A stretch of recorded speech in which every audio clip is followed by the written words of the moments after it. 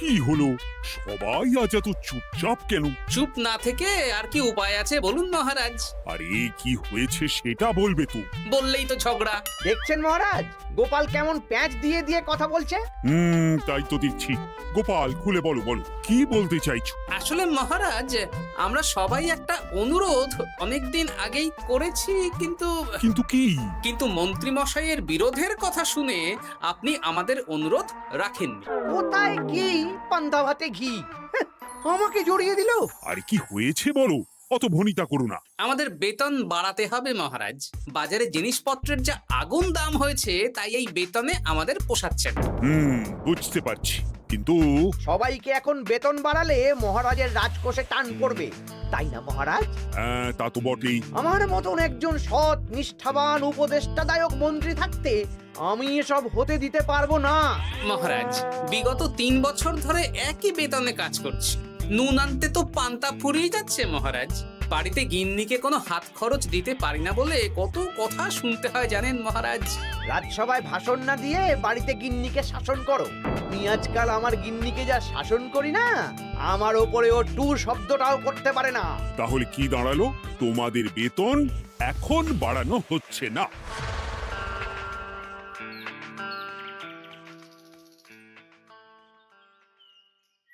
আবার ঘুরে ফিরে আমরা সেই এক জায়গায় পৌঁছে গেলাম। মন্ত্রী মশাই মহারাজকে বললেন, আর মহারাজ আমাদের প্রস্তাব নাকচ করে দিলেন। এভাবে হবে না, অন্য রাস্তা ভাবতে হবে, অন্যভাবে চিন্তা করতে হবে। ঠিক বলেছ গোপাল, মন্ত্রী মশাইকে এমন ভাবে নাকে দড়ি দিয়ে ঘোরাতে হবে যাতে উনি নিজেই বেতন বাড়ানোর প্রস্তাবটা মহারাজের সামনে পেশ করেন। হ্যাঁ, সুযোগ তো আসবেই। দেখি কি করা যায়।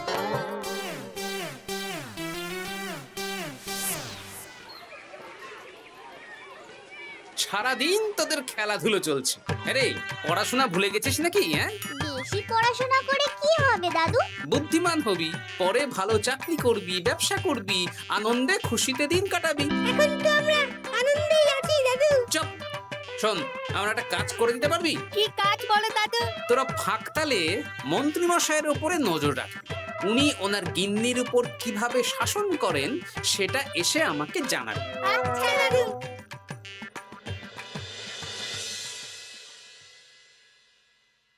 এই শোনো না, কান খোলা আছে? চট করে বলে ফেলো, ঝট করে শুনে ফেলি। একটা তোমার কাছে আবদার করছি, আবদার? রাগ করে না জানো। হ্যাঁ, তা কি আবদার শুনি?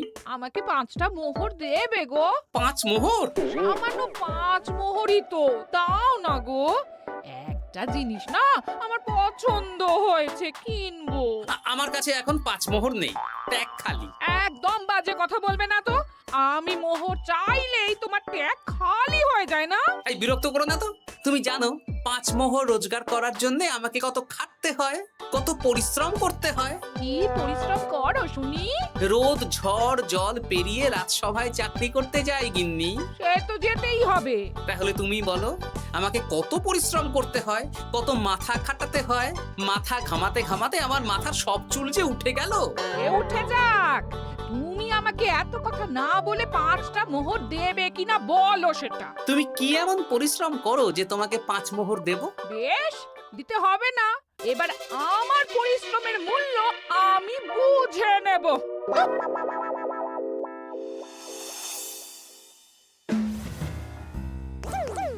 এই এই শোনো না, আজকে বেলার দিকে বাজারে গেছিলাম। আমার না একটা জামদানি শাড়ি খুব খুব পছন্দ হয়েছে। আমাকে ওটা কিনে দাও না গো। মাসের শেষে আমার আমদানি তো আর বাড়েনি যে তোমাকে জামদানি কিনে দেব। যেগুলো আছে সেগুলো পড়ো। এরকম করে বলছো কেন? আর কি রকম করে বলবো, সব সময় তোমার বায়না আমার সয় না। ফের যদি বায়না করতে দেখেছি তো তোমাকে বাপের বাড়ি দিয়ে আসবো। এই, তুমি আমাকে কি কথা বললে? তুমি আমার সাথে এরকম ব্যবহার করছো? হ্যাঁ, করতে বাধ্য হচ্ছি। অর্থ তো আর গাছে ফলে না, অনেক কষ্ট করে রোজগার করতে হয়।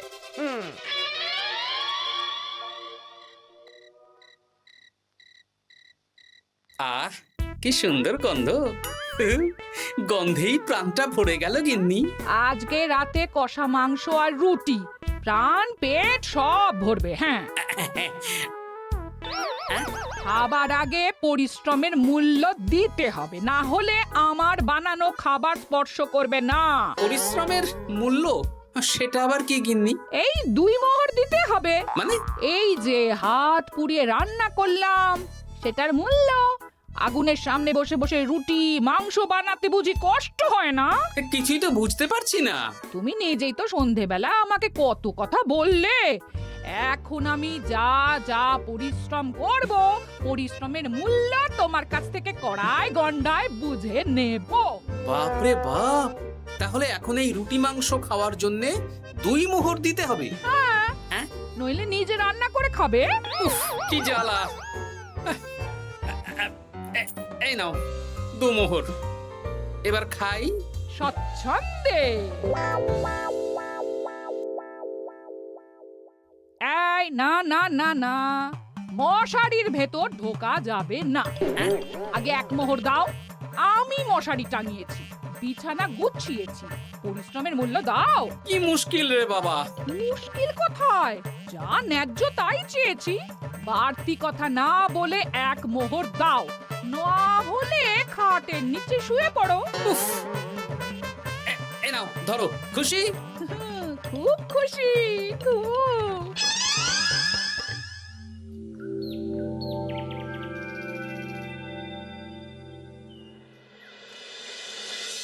ফতুয়াটা কোথায় গেল? ফতুয়া। আরে ও গিন্নি, এই না তোমার ফতুয়া, আমি কেচে মার দিয়ে শুকিয়ে রেখেছি। এটা পরে রাজসভায় যাও। ও, এই তো চাই। আমারও চাই। তোমার আবার কি চাই? 2 মোহর, পরিশ্রমের মূল্য দিলে দাও, না হলে খালি গায়ে রাজসভায় যাও। হ্যাঁ, উফ, কি জ্বালা। জ্বালা কিসের? আমি তো আমার পরিশ্রমের মূল্য চাইছি। হ্যাঁ, এই নাও ধরো। এরকম খুচখাচ নাচে একবারে বলো তো কত মোহর লাগবে? তুমি তো আমার কাছের লোক, তাই প্রত্যেকদিন 3 মোহর করে দিও। হ্যাঁ, প্রত্যেক দিন? হ্যাঁ, প্রত্যেকদিন। আমার হাত খরচ গো।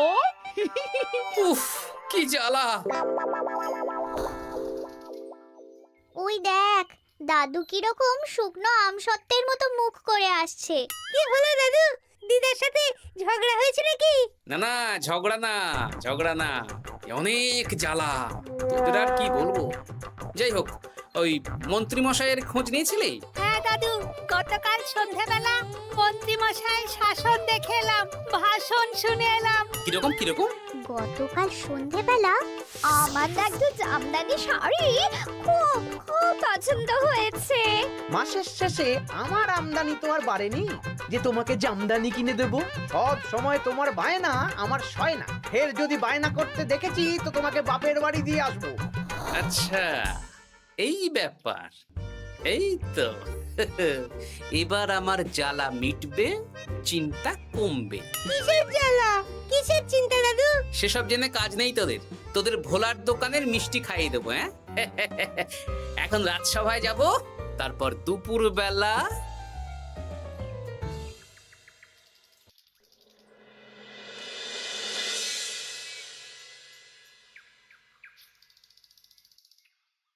কেমন আছেন মা ঠাকুরুন? কেমন শব্দ থেকে মা বাদ দিয়ে জিজ্ঞেস করো।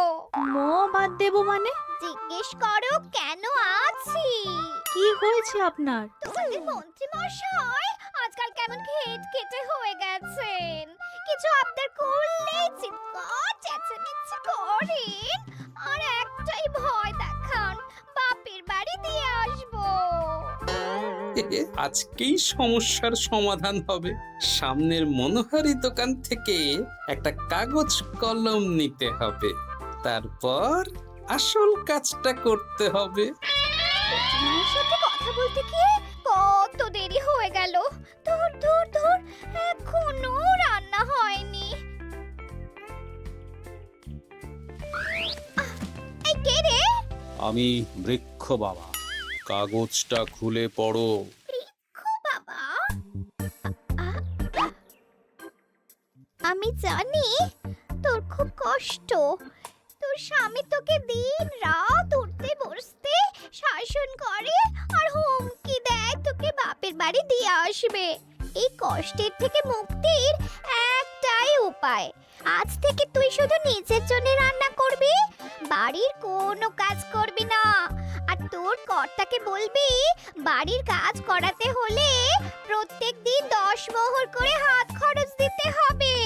পরিশ্রমের মূল্য 10 মোহর।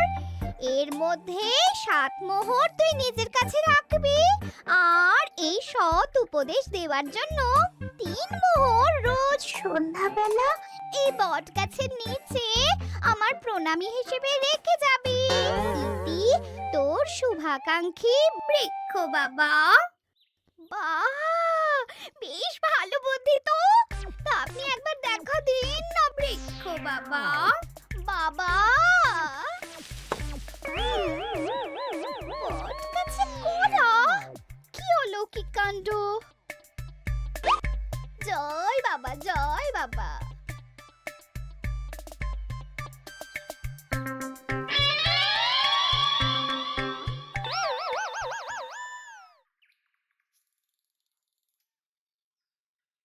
আরে গিন্নি, তুমি একা একা খেতে বসে পড়েছো? হ্যাঁ, খিদে পেয়েছিল তাই খেতে বসে পড়লাম। আরে আমাকে ভাত বেড়ে দেবে তো নাকি? তোমার খাবার তুমি রান্না করে দাও, আমি নিজের মতন রান্না করেছি, নিজে খাচ্ছি। এই ছেড়েছে, আমি রান্না করতে পারি নাকি? রান্না করতে পরিশ্রম লাগে, তাই আগে পরিশ্রমের মূল্য দাও। প্রত্যেক দিন 10 মোহর, তারপর রান্না করব, ঘরের কাজ করব। এই তো মহা মুশকিল। কোনো মুশকিলের ব্যাপার না। না, দেখি বাইরে ভোজনালয়ে কিছু খাবার পাওয়া যায় কিনা। দেখো এত বেলায় খাবার পাও কিনা। তাছাড়া বাইরে তেল ঝাল খাবার খেয়ে শরীর খারাপ করলে আমাকেই তো দেখতে হবে। তখন কিন্তু আমার পরিশ্রমের মূল্য 15 মোহর প্রতিদিন হয়ে যাবে। কি জ্বালা! কোনো জ্বালার ব্যাপার নেই, আমি খেয়ে উঠে চট করে রান্না করে দিচ্ছি। তুমি 10 মোহর প্রস্তুত রেখো। আচ্ছা, সন্ধ্যেবেলা দেবো।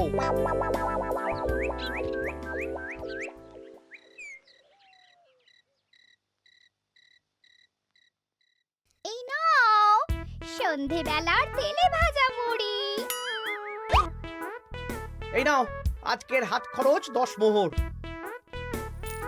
বলছি, প্রত্যেকদিন 10 মোহরটা একটু বেশি হয়ে যাচ্ছে না? তবে যাও, বাইরের খাবার খাও, আমি নিজের মতন নিজের কাজ করব। খাবো, দাবো, ঘুমাবো, সংসারের কোনো কাজ করব না। কি জ্বালা!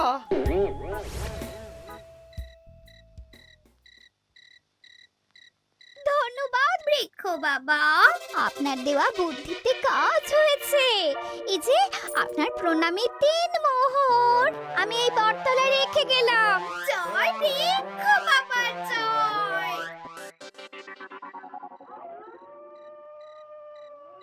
কি মা ঠাকুরুন, ভালো আছেন তো? হ্যাঁ হ্যাঁ গোপাল দাদা, ভালো আছি। তুমি কেমন আছো? আমিও ভালো আছি।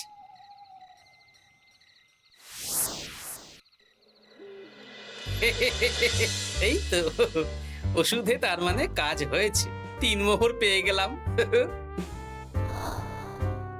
এই নাও গিন্নি, 3 মোহর তোমার আজকের পরিশ্রমের মূল্য। তুমি এত ভালো হয়ে গেলে কবে থেকে গো? আমার আবদার শুনছো যে? তুমি আমার 7টা না 5টা না, একটা মাত্র বউ, আবদার তো শুনতেই হবে। হ্যাঁ,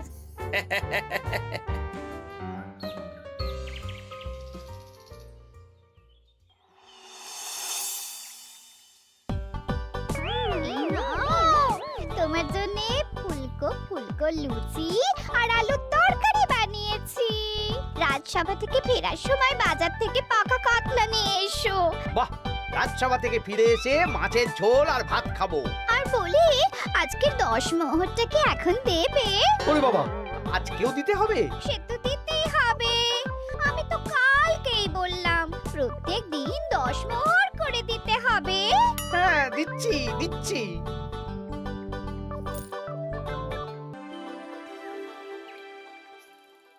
মন্ত্রীমশাই কেমন আছেন? আপনার মুখটা কেমন শুকনো শুকনো লাগছে। শুকনো তো হবেই, প্রত্যেক দিন গিন্নিকে হাত খরচ বাবদ 10 মোহর করে দিচ্ছি। 500 মোহর বেতন পাই। এইভাবে চলতে থাকলে 300 মোহর তো গিন্নিকেই দিতে হবে। সে তো দিতেই হবে, মা ঠাকুরুন এত পরিশ্রম করেন। আমিও আমার গিন্নিকে রোজ 3 মোহর করে হাত খরচ দিই, কিন্তু আমার মনটা বেশ ফুরফুরেই আছে।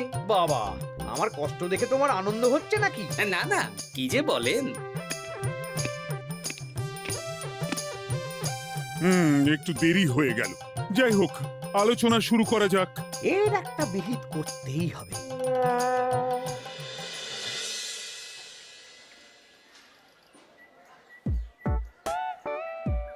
বলি, কাতলা মাছ কত করে দিচ্ছিস রে? পাকা কাতলা আছে 104 মোহর। ওরে বাবা, আপনি তো 5 মোহর দিয়েও আগের মাসে 100 মাছ কিনেছেন, এখন তো দাম কমেছে, তাও ওরে বাবা করছেন। ও না না, কিছু না। দে দে, 100 কাতলা দে। বাঁচতে গেলে খেতে তো হবেই। আমাদের হঠাৎ ডেকে পাঠালেন মন্ত্রী মশাই? হ্যাঁ, আসলে একটা বিপদের মধ্যে পড়েছি। আহা, কি বিপদ সেটা তো বলুন। আপনি আমাদের মোহর দেবেন আর আমরা আপনাকে বিপদের হাত থেকে উদ্ধার করে দেব। আরে মোহরই তো আর হাতে থাকছে না। কেন? আপনি এত বেতন পান, সব খরচ হয়ে যাচ্ছে নাকি? ধুর, এতদিন আমি গিন্নির ওপর শাসন চালাতাম, আর এখন প্রত্যেক দিন 10 মোহর করে না দিলে রান্না করবে না, বাড়ির কাজ করবে না। এ বাবা রে, প্রত্যেকদিন 10 মোহর মানে তো মাসে 300 মোহর। আমি 500 মোহর বেতন পাই, তার মধ্যে 300 মোহর গিন্নিকে দিয়ে দিই। আমার হাতে থাকে 200 মোহর। এই দিয়ে বাজার দোকান কিভাবে করব সেটাই তো বুঝে উঠতে পারছি না। মহারাজকে বলুন বেতন বাড়াতে, তাহলেই তো সমস্যার সমাধান হয়ে যায়। কিন্তু কদিন আগেই তো মহারাজকে বললাম যে বেতন বাড়াতে হবে না। আপনি এই রাজ্যের মন্ত্রী, আপনি বুঝিয়ে বললে মহারাজ ঠিক শুনবেন। ঠিক বলেছিস।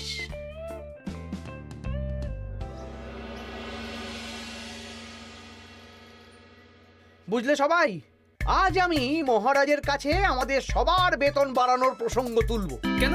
এই তো আপনি কদিন আগে বললেন বেতন বাড়ানো যাবে না। আরে বাবা, বেতন না বাড়ালে এরপর আমাকে পথে বসতে হবে, বুঝতে পারছো না? বেশ, এতদিনে আপনার সুমতি হলো তাহলে। আর মহারাজ যদি রাজি না হন? তাহলে আমরা সবাই একসাথে আন্দোলন করব। মন্ত্রী মশাই আমাদের পাশে থাকলেই হবে। হ্যাঁ, থাকবো থাকবো।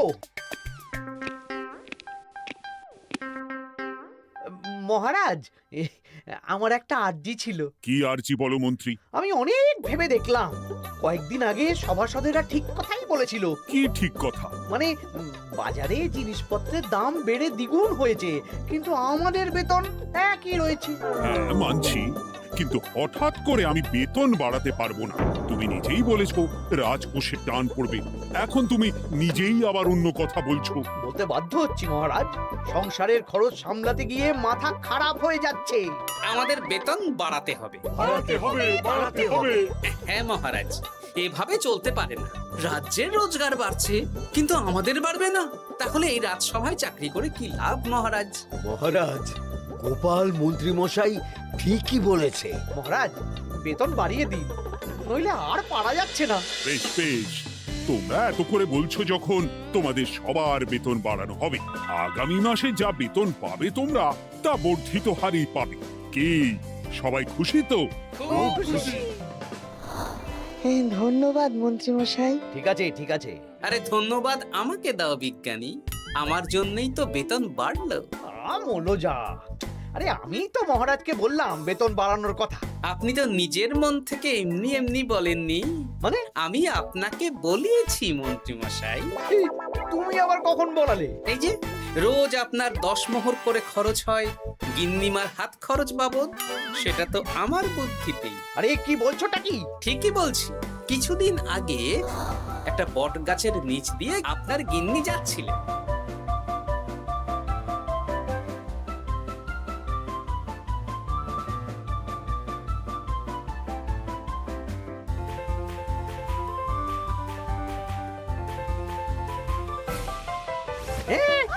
সব তোমার বুদ্ধিতে? হ্যাঁ, শুধু তাই নয়, গিন্নিমা রোজ রাতে বটতলায় 3 মোহর করে বৃক্ষ বাবার জন্য ওরফে আমার জন্য রেখে যান।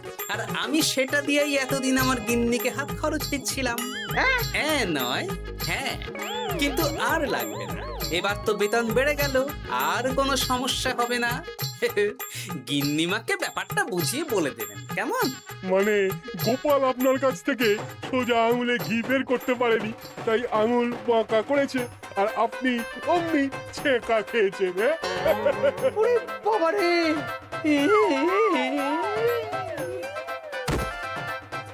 এই তোলো তোলো, মন্ত্রী মশাইকে তোলো, যা ছ্যাঁকা খেয়েছেন এখন কদিন আর ওনার জ্ঞান ফিরবে না। ওই তো চিকিৎসা শুরু করো।